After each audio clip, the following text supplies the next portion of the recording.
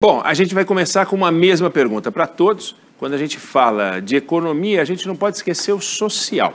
E um dos temas que juntam economia e social com muita clareza é o emprego, e o Brasil está mal nesse campo, não é de hoje, mas também a gente não vai sair dessa crise assim amanhã. Então, na opinião de vocês, o que precisa ser feito de concreto para a gente conseguir mudar esse quadro, ver os indicadores ruins caírem? Vamos começar com a Luísa Trajano.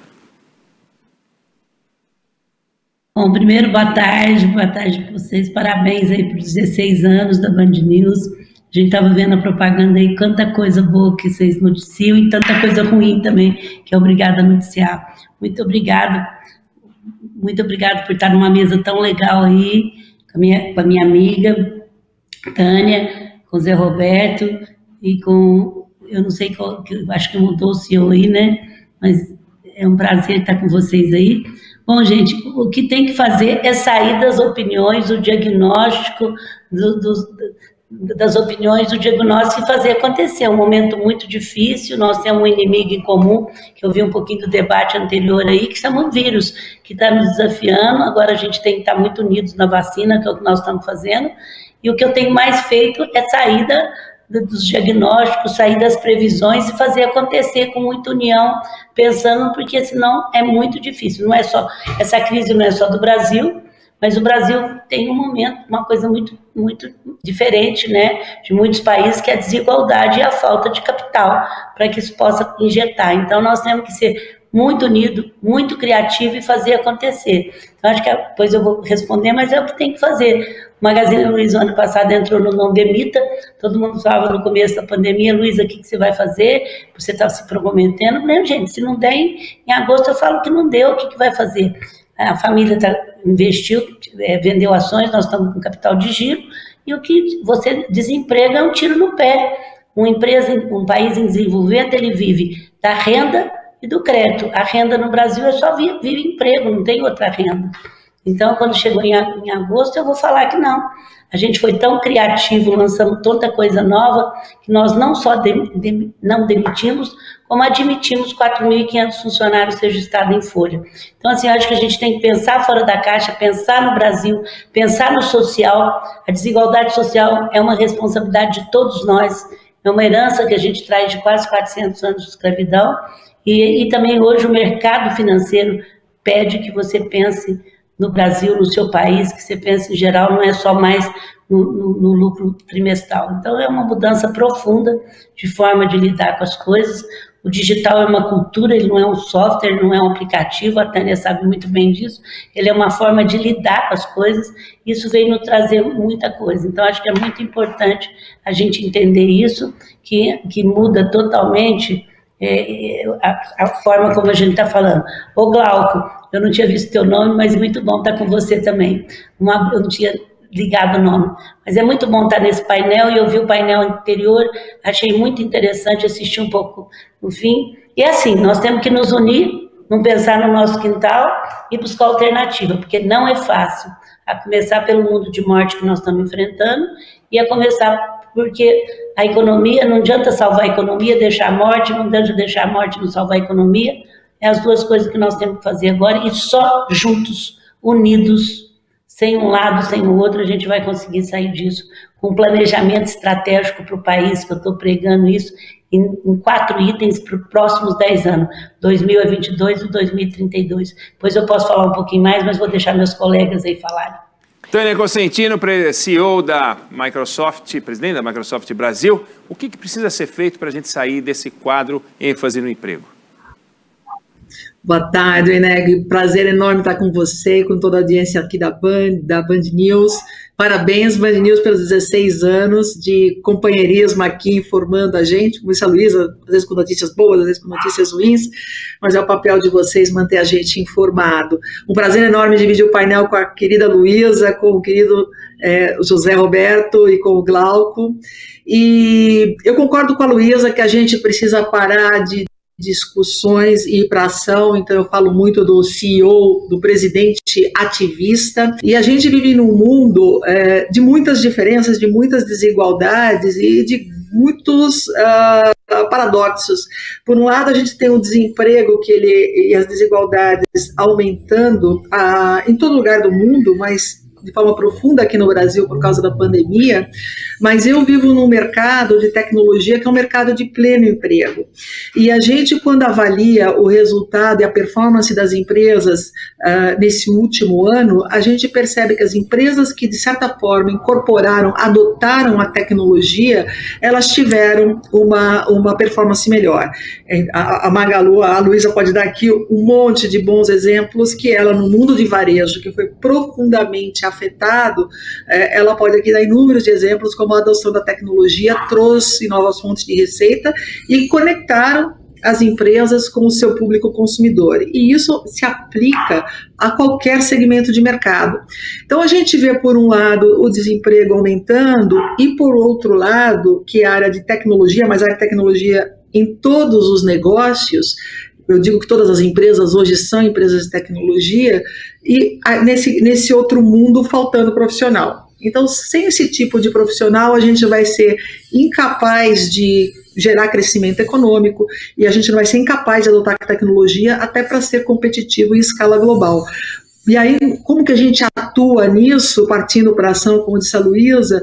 Precisamos de forma massiva, e aí a Microsoft vem fazendo isso, precisamos de forma massiva qualificar os profissionais que estão no mercado e preparar os profissionais que estão sem emprego para fazer essa transição para o digital, para aprender um pouco mais de tecnologia e aí sim poder usufruir desse grupo que não é pequeno, desse mercado que não é pequeno, de pleno emprego. E esse mundo de digital, ele só vai aumentar a geração de emprego. Então a gente estima que hoje a gente tem a gente chama de gap de mais de 100 mil vagas que não conseguem ser preenchidas, e a gente estima que mais 2, 3 anos a gente vai ter 500 mil de vagas em abertos, vagas de tecnologia em diferentes empresas, diferentes segmentos. Então eu tenho um senso de urgência enorme em formar o maior número de profissionais possível e requalificar essa força de trabalho, porque aí sim a gente pode endereçar esse drama do desemprego e reduzir desigualdade, enquanto a gente aumenta o crescimento econômico. Guru Zé Roberto Mendonça de Barros, e na sua avaliação? Olha, eu acho que boa tarde, antes de tudo, a todos. É um prazer estar aqui neste painel com vocês. Eu destacaria como das primeiras coisas a serem retomadas a partir de agora é uma atenção especial à educação infantil, ao primeiro ciclo. Nós sabemos que a pandemia trouxe 3 resultados inequívocos para todos os países, também para o Brasil. Piorou a distribuição de renda e piorou a questão do emprego. Dentro da pandemia, o resultado, por causa da pandemia, o resultado é dar um salto no processo de digitalização, e é isso que a Tânia mencionou há um minuto atrás, né? Mas, ao mesmo tempo, quem mais sofreu com esse processo foram as crianças, que estão há quase 2 anos fora da escola e com inúmeras dificuldades, tanto maiores quanto mais pobres forem as famílias. Daí porque a minha sugestão é de que a primeira coisa que deveria mobilizar mesmo o Brasil nessa volta é superar esse gap, essa deficiência que na primeira fase do ensino, que é o que determina o sucesso do que vem depois, aconteceu. E isso usando pelo menos dois caminhos complementares. O primeiro é tentar realmente disseminar as boas práticas e os casos de sucesso conhecidos na educação do primeiro ciclo, seja do Ceará, do Espírito Santo, do Pernambuco. Existem muitos lugares onde isso aconteceu, para que seja isso mais disseminado dentro do território brasileiro e, ao mesmo tempo, uma atenção especial à digitalização das escolas, isto é, a capacidade das escolas, mesmo nessa fase inicial da vida escolar, de se interagirem com os alunos. Porque nada mais, assim como o trabalho nos escritórios, nada mais vai voltar a ser exatamente como antes. E isso inclui a educação, que de algum jeito será uma combinação de presencial com ensino à distância. E nesse imediato segundo semestre que a gente vai ter adiante, nós teremos que continuar convivendo com um remanescente do vírus e dessas ameaças, né? Isso vai continuar acontecendo, como na primeira parte do primeiro bloco do programa, o presidente da Salesforce mencionou. Então eu destacaria, tudo é urgente, tudo é importante, mas um objetivo fundamental no atendimento das crianças do primeiro ciclo, de tal sorte a conseguir atravessar essa dificuldade, superar um pouco desse atraso que todas elas, de uma forma ou de outra, viveram. Glauco Mai, presidente da Associação Brasileira dos Shopping Centers, na sua visão, o que é preciso fazer para a gente poder viabilizar essa transformação? Oi, Neg, boa tarde a todos os ouvintes e telespectadores. É um prazer participar dessa celebração pelos 16 anos da Band News. É um importante canal aí de boas e más notícias, mas sobretudo de notícias, o que é muito importante. A gente sempre está sabendo o que está acontecendo. Débora, Gabriela, Luísa, Tânia, Mendonça de Barros, é um prazer estar com vocês aqui. Complementando, eu acho, o que os três antecessores meus disseram, eu queria mostrar uma visão um pouco mais de curto prazo para esse ano, porque a gente ainda está num momento de pandemia muito grande, né? A gente tem receios em relação aos próximos trimestres e à entrada de 2022, então eu vejo as empresas tentando fazer o seu papel, tentando segurar empregos, tentando ter medidas que flexibilizem os seus empregos e que negociem ali coletivamente com seus trabalhadores de alguma forma para manutenção da renda e dos empregos, mas eu acho que o governo e, na verdade, o poder público, os governos municipal, federal e estadual, eles têm um papel fundamental agora para a gente poder retomar e atingir talvez esse projeto de médio e longo prazo que o Brasil precisa e que foi mencionado agora. Eu acho que o governo, o poder público, ele tem um papel sanitário muito grande agora, de reforçar a vacinação, de reforçar as campanhas pró-saúde, mantendo o uso da máscara, o distanciamento social, a higienização das mãos, enfim, as medidas básicas de saúde para que a gente possa operar a economia de maneira segura, mas a operação da economia ela é fundamental, né? Nós não podemos ficar mais 2, 3, 4, 5 meses nesse abre e fecha da economia, algo insustentável para qualquer empresa, sobretudo para pequenas, médias empresas, para os microempresários, para as startups, para aquelas pessoas que estão tentando a vida de alguma forma e que não têm condições de se bancar tanto tempo fechado. O governo precisa de medidas econômicas que passam por ajudas a essas empresas e aos trabalhadores, medidas concretas para que a gente possa auxiliar o governo e sim, manter os empregos, manter a renda e tocar os nossos negócios. Precisamos de medidas de emprego e renda, de diferimento de impostos, instrumentos financeiros, políticas estruturais, e aí sim, treinamento, fortalecimento de inovação, de startups, porque sem isso nós não vamos conseguir, por si só, retomar a nossa atividade econômica.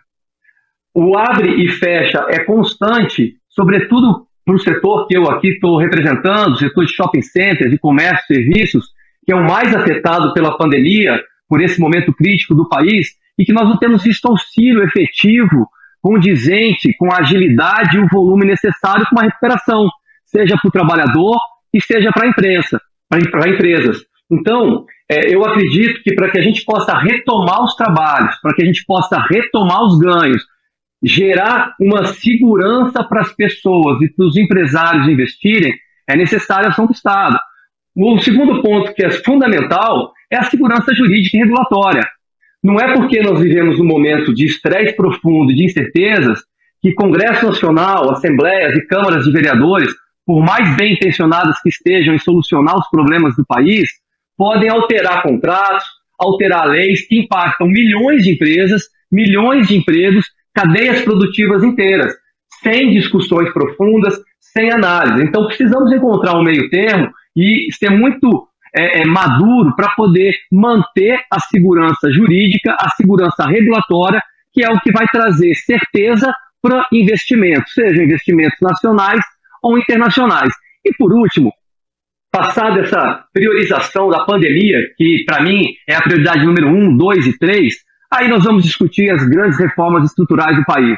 Reforma administrativa, reforma tributária e os outros grandes temas que aí sim vão construir um projeto de país seguro e sustentável para que a gente possa, através da educação, garantir empregos e uma mão de obra qualificada para fazer essa transformação digital que a gente tanto precisa.